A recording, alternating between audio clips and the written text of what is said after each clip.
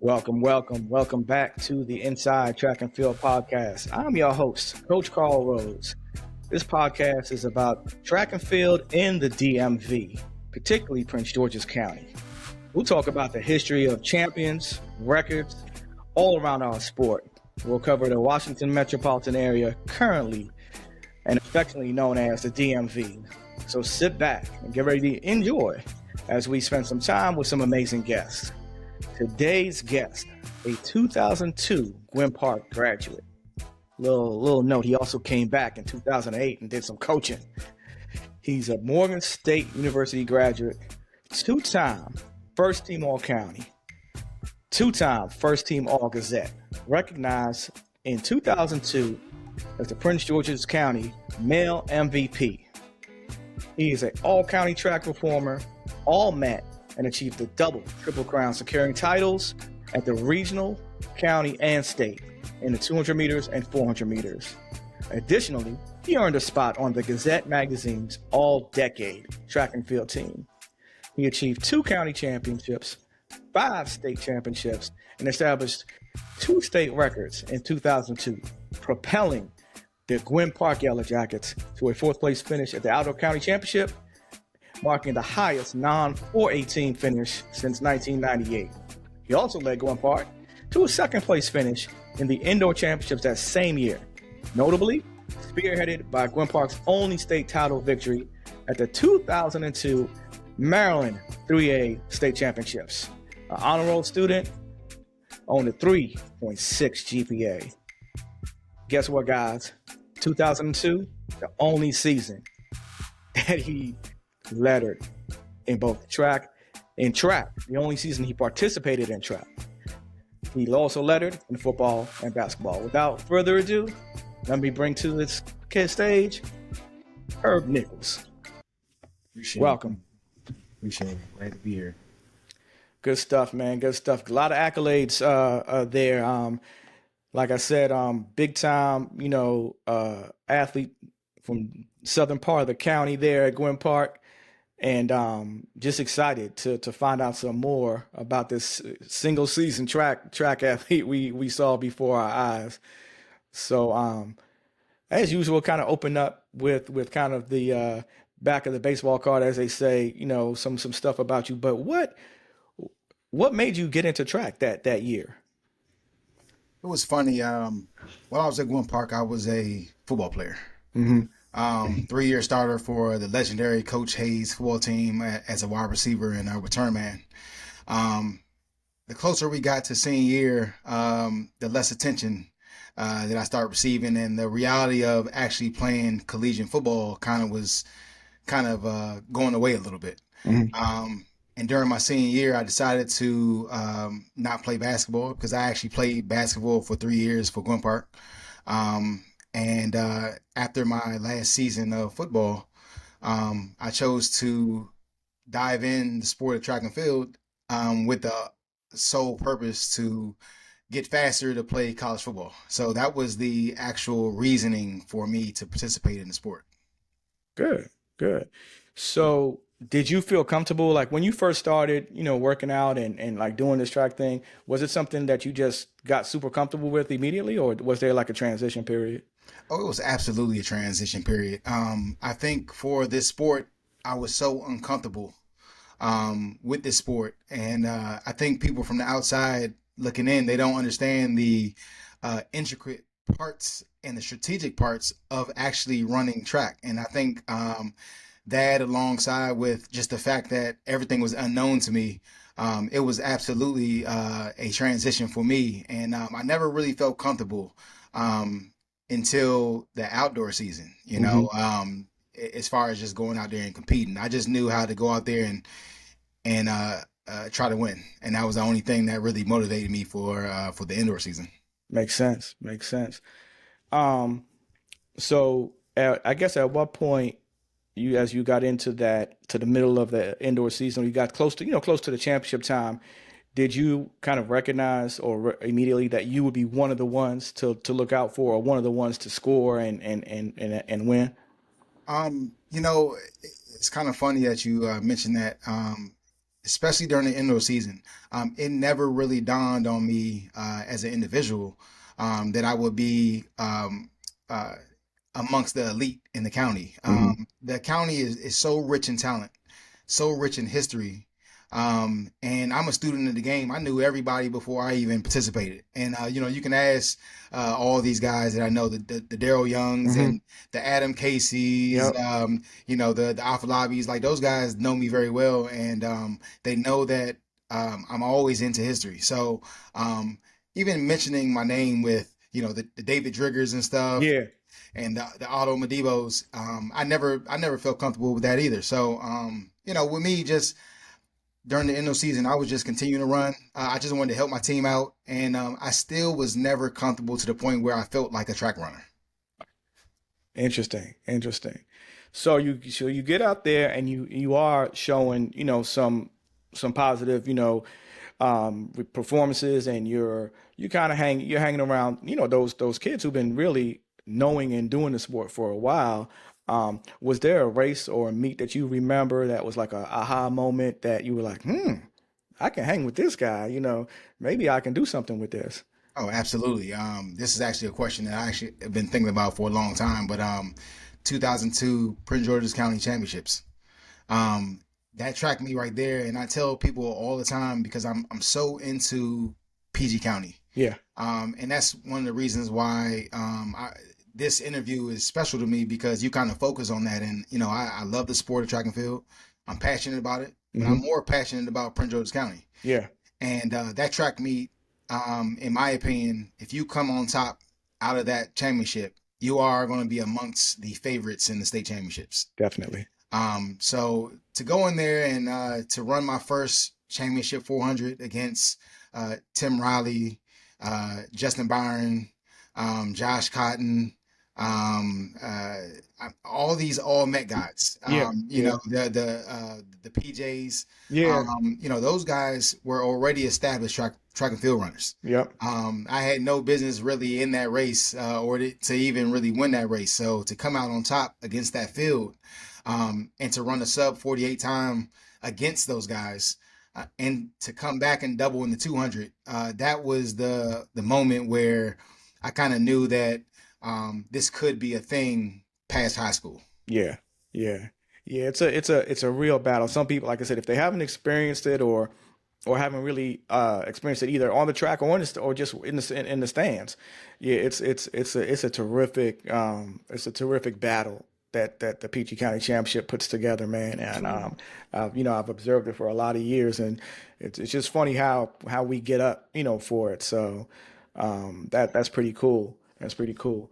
So thinking back as you're a student of the student of PG County, not only track, what's one of the reasons why so I grew up in northern New Jersey, and but I've been here for 30 plus years now. And when I first got down here, started coaching, I started really like looking stuff, the history, looking stuff up, and then I said, man, I would always observe, the Floridas, the Texases, Georgias, Californias as hotbeds for superior athletes and things like that. When I got here and I really started, getting into it, I was like, wait a minute, we have some studs here. When you look at the Olympians and you start really digging into it, you're like, whoa, wait a minute, a lot of Olympians came from this area. Why do you think that is that we're able to do that? Why? How does that get produced? I think track and field here is very similar to basketball around this area. Hmm. And I think one of the main reasons that we're a hotbed for talent here is the summer circuit. Everybody runs summer track here. And that's the same kind of formula in basketball. Everybody's running, playing AAU ball, and now they're playing together. And that kind of translates to the regular season. And all of a sudden, you see all these guys going to the league and stuff around here. Track and field is the same way. And even when I ran only one summer track year, and I just so happened to be a part of a very good team, and everybody knew us every single track meet we went to. I had Tim Riley was on the 4x4, Paul Young Jr. was on the Hmm. 4x4, Justin Byron was on the 4x4, and we was four of the best quarter milers that year in the state. And to go out there and to compete in the summertime when we really didn't have to. We could have just kind of rested and everything. Kind of shows the talent and shows what PG County has as far as the sport. Yeah, yeah, that's real interesting. That's really, really interesting. We probably gonna ask you a question a little later um, about the summer and the youth programs. But that's a really interesting take on it. So you get into this and you're doing pretty good. Who were some of the pros maybe, or if you had, did you have a pro person that you recalled at that time when you're 2002 getting ready to graduate, things like that? Absolutely. There were two people. I modeled myself again. I always say that I'm a student of the game, but I modeled myself after Michael Johnson, his upright form, Hmm. how comfortable he was going around the track, and he was a quarter miler. And Maurice Green, and a lot of people don't see that in how I run, but Maurice Yeah, Green, if you ever paid attention to him, his face is all over the place. yeah, It showed how relaxed he yep, was, even running a 100-meter dash. yep. So somebody who doesn't have any experience like myself coming in the track, I just looked at those guys all the time and just tried to model my running ability and running style after these two runners and stuff. And I think form goes a long way in high school, and I think people don't really realize that. It's not just talent, but just maintaining your form. And the 400-meter dash at the county championships, it was really based off of form on how I won. The first 300, I was with everybody else, and everybody started to break down at that last 100. And Yeah, yeah, I was able to maintain my form all the way through, and that was just me really emulating people who before me who were just great at what they did. yeah, yeah, yeah. Deceleration is real in track and field. People sometimes don't find out until they do it. Absolutely. Um, Cool, man. Yeah, those two of the great. Those are two of the greats. Definitely two of my favorites. For sure. Just on how they attack the sport and how much they paid attention to detail. Oh So yeah. so that was cool, man. So now you get out here and you set these marks and somebody says to you, "Hey, I'm going to offer you a college scholarship." How did that transpire? Man, people always ask me why Morgan State, right? And the truth is, I was blessed to go to Morgan State. Hmm. I think it was the best opportunity for me. But the main reason was I couldn't afford to wait any longer because I couldn't afford college. Right. So Coach Hodge, who is still there now, Hmm. he actually came to my house and he had the papers ready and he put them on the table with my mom and dad right there. And he said, "Hey, you can sign it or we can leave." Yeah. And he was the first coach to even offer it. I took the first offer. I didn't care who came afterwards. I think that was a smart thing because he did it right after, I believe, I think it was the beginning of outdoor season. Hmm. And I signed as quick as I could. I didn't know if it was going to be just something where I had some luck in the indoor and outdoor season that would be kind of trash. Yeah. Yeah. I didn't want him to take the money away. Yeah. So that's how I went to Morgan State, and it ended up being one of the best decisions I ever made. Great, great. So a lot of people sometimes that have some high-end high school experiences sometimes struggle, maybe a year, a season or two in college. Did you experience some of that, or was there a time when, just making the change to now everybody's running 47s and everybody's, running this time? Well, I think for me, it wasn't it wasn't the fact that the competition got to me. Hmm. I had faced so much adversity. I'm sorry, I faced so many hurdles that it almost got too much for me at one point. Hmm. My first year at Morgan, I went through the clearinghouse, so I had to sit out. Yeah. Um, that was a challenge alone, and I did no working out. Yep. The second year came, and I moved on campus. I got the grades, and all of a sudden, the first grades come out, and coach says, "Hey, you don't have a grade point average." Yeah. And that's the second year I sat out. So now we're talking about 2 years of track and field that I had to sit out, and the third year I actually was thinking about coming home Hmm. and kind of ditching the sport and Yeah. just getting a job. And my coach pulled me to the side and he said, "What you want to do?"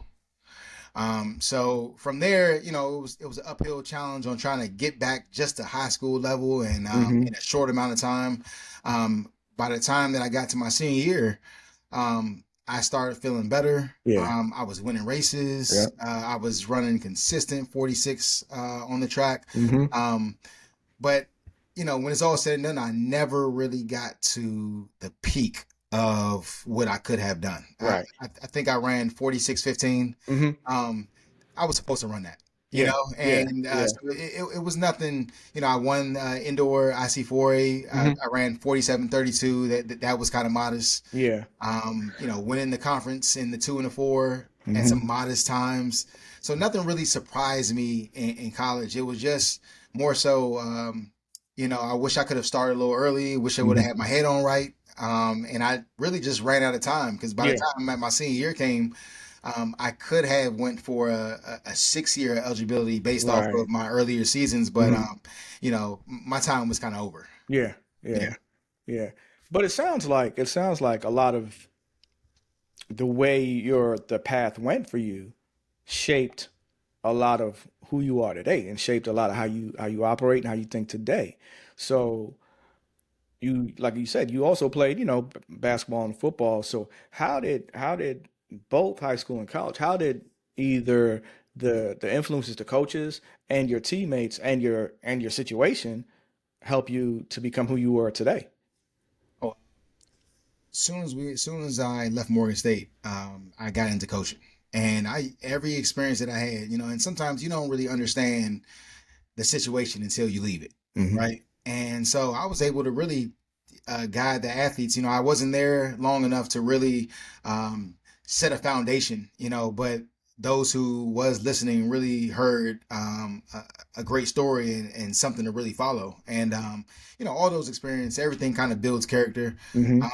Now, especially I had 3 kids of my own now, and those are the type of things where, I instill in them, on, facing hurdles, and even when things are at its highest, it's never really over. Yeah. And Yeah. so everything, even the eligibility problems Hmm. and the injuries I had, I tore a hamstring, and some people kind of fold completely. I at least was able to kind of finish on somewhat of a high note. Yeah. Winning conference championships and going to pin relays. We won the IC4A section in the 4x4 Hmm. there, so I was able to kind of leave somewhat of a high note. It was kind of bittersweet. Yeah. I think I am one of those athletes who could have been.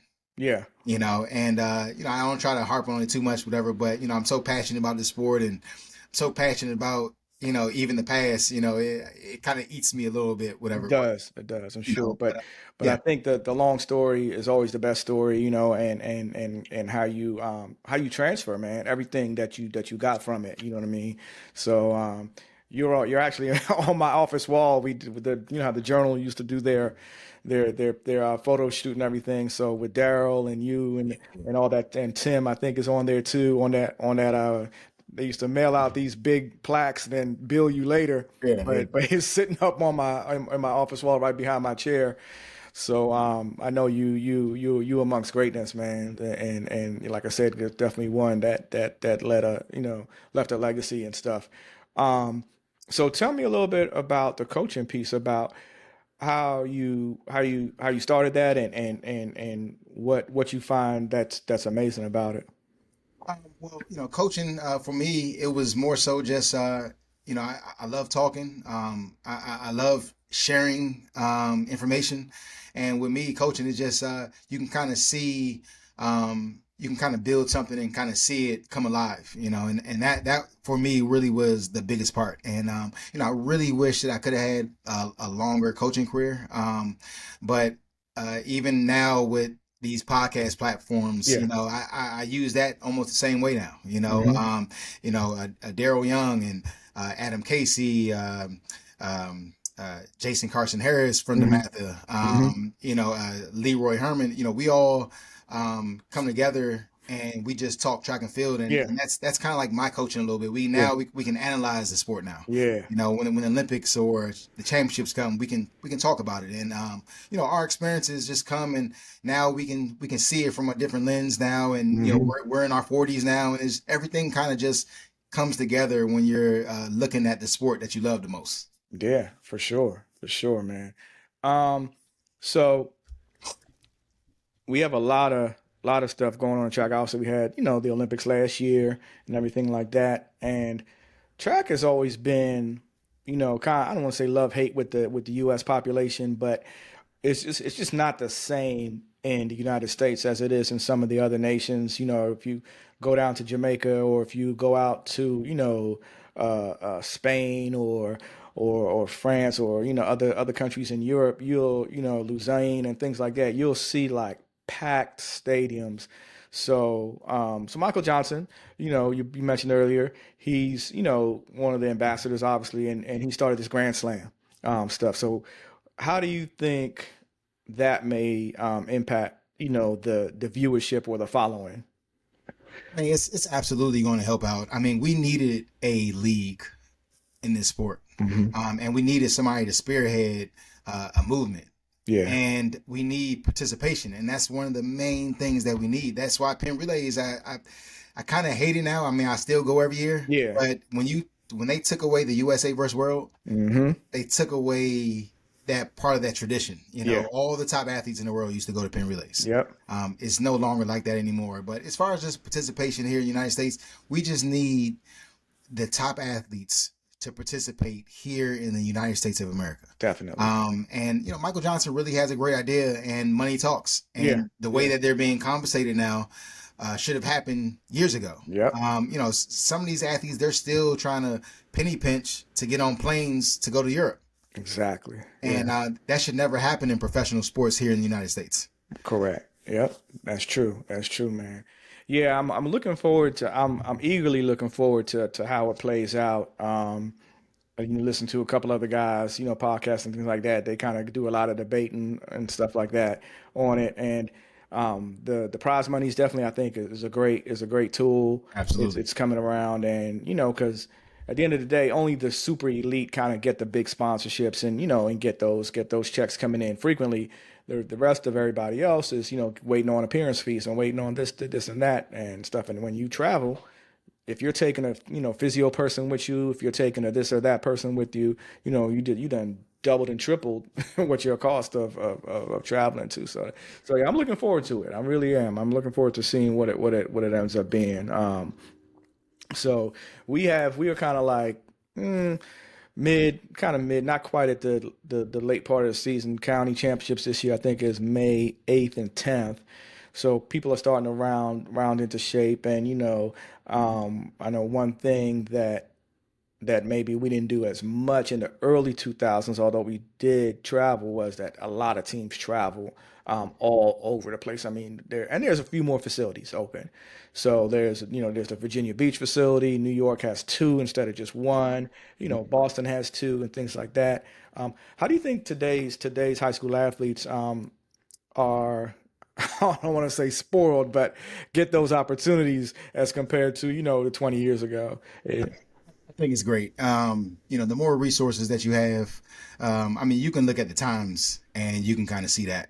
Yeah. Sometimes I look at these kids and I'm like, man, what was we doing back in the day? Yeah. 'Cause Yeah. I mean, these guys are burning it up. Yep. But the resources is just nothing but good for these athletes.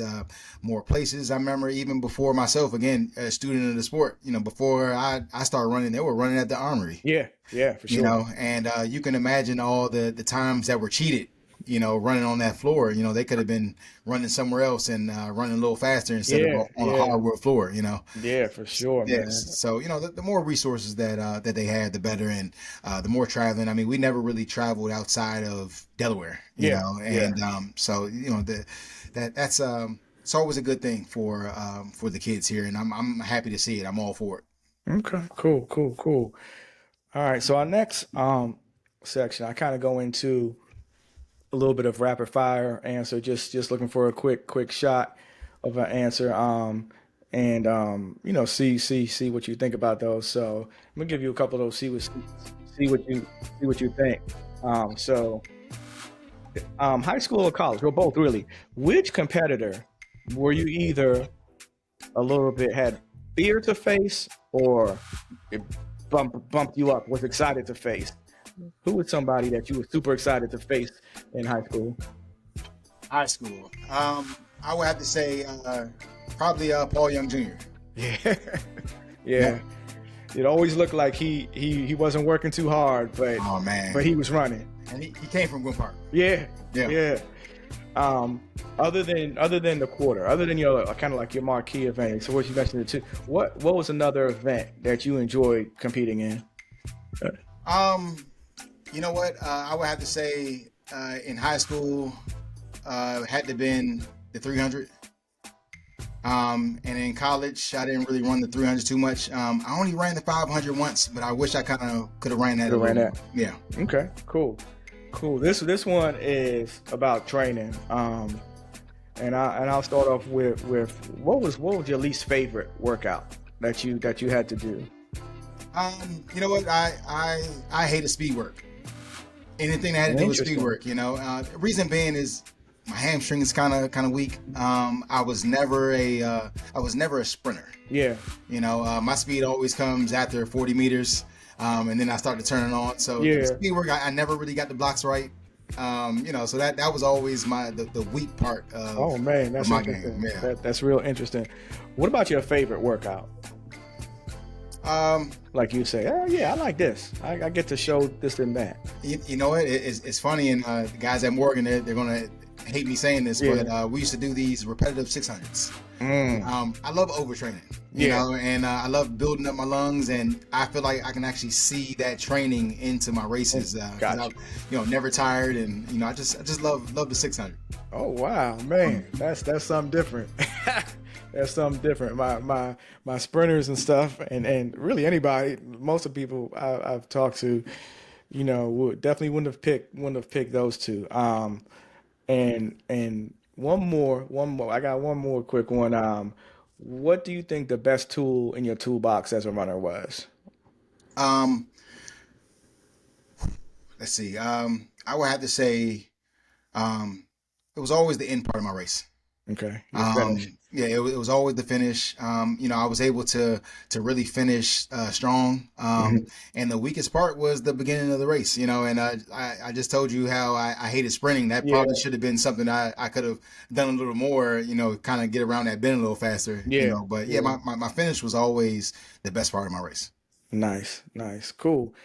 So I wanted to go back. We talked a little bit about youth track and how Prince George's County and just the general area is so deep in youth programs. I remember when I first, like I said, first moved down here in '94. I started hearing about all these track clubs and things like that. Even helped coach during the summertime a little bit, but there was like a plethora of track clubs. What are your thoughts on high school athletes continuing throughout the whole summer competing? Versus a little bit different than when you're a pre high school athlete, 8th grade, 7th grade, or elementary school, and then you get to high school and you continue to run in the summer. I had some conversations and thoughts with some other guys about that, so I'd like to hear what you think about extending your high school season. I would say. I don't have a problem with it. I think it's based off of the individual, and it's kind of hard to really gauge that. You had people, one of my closest friends, April Butler. We went to college together. We went to Gwynn Park together. Yeah. One of the best athletes I've ever seen as far as all around athlete. All around.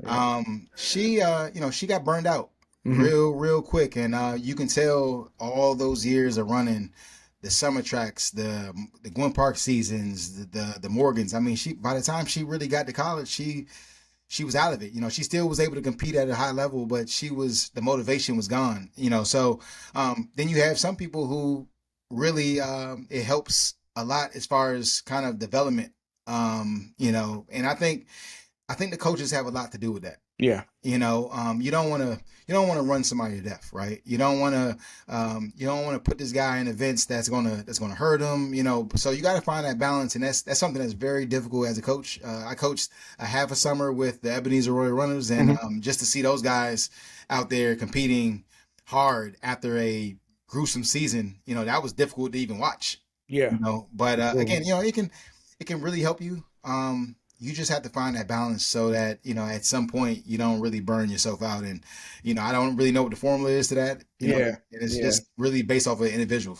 Yeah, I agree. I definitely think on an individual basis, you have to take the situation on an individual basis. I know over the years, um, when I know with our training group, when we've had super long high school seasons, a high school or competitive high school season, we had we've had to make some changes or make some decisions on taking less of an outdoor or a summer track situation so that the people can the people can get some rest and things like that. So youth track has definitely helped a lot of people. So I won't deny that. You know, I know it's kind of like I said, sometimes you get into a situation where burnout is possible or where recurring injuries are possible and stuff like that. Yeah, So we do that, but I definitely say this area is a hotbed for that youth program. absolutely. All right, and finally, I always ask if there was something you can say back to your high school self, or even some or advice to our high school students now. What's something you would leave with them? Um, One thing I would say is, don't take anything for granted. And it sounds kind of cliche, Hmm. but that high school experience goes by really fast. And I remember everything like it was yesterday. I was 18 years old, Yeah. and I'm 41 right now. So like those years go so fast, and it's real easy to kind of forget things that you've done. It's easy to kind of put stuff to the side. And with me, I'm really huge on the historical factor of sports.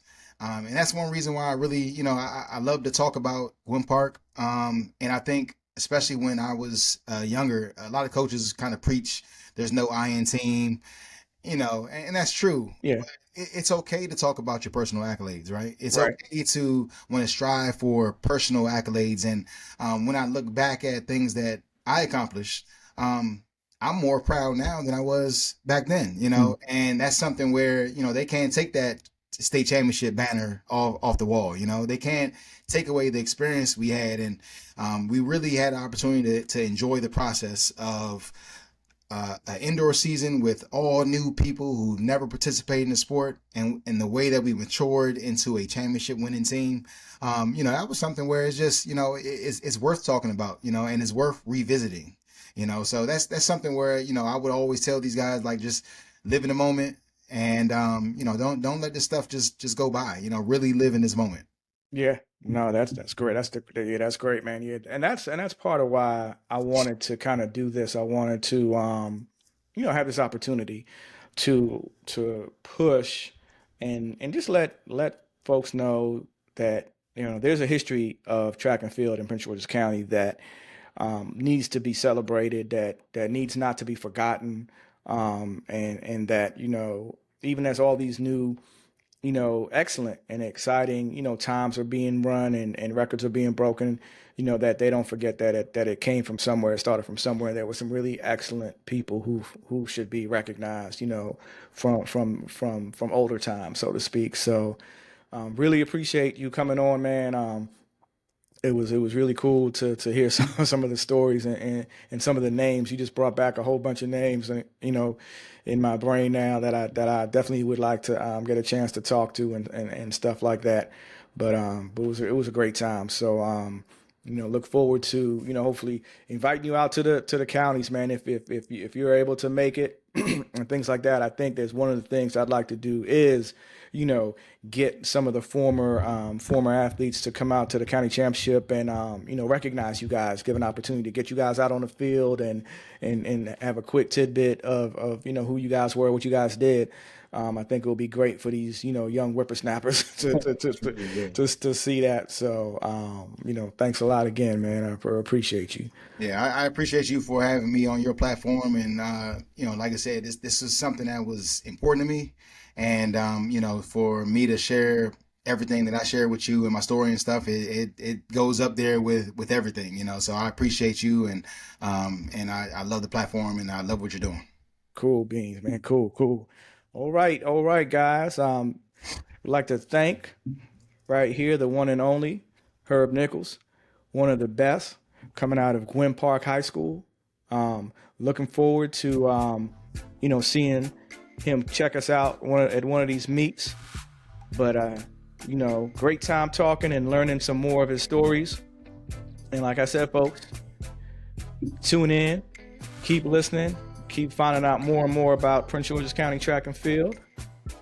We'll see you next time at the track, trying to go faster, higher, and further. Until next time, peace and blessings to our listeners.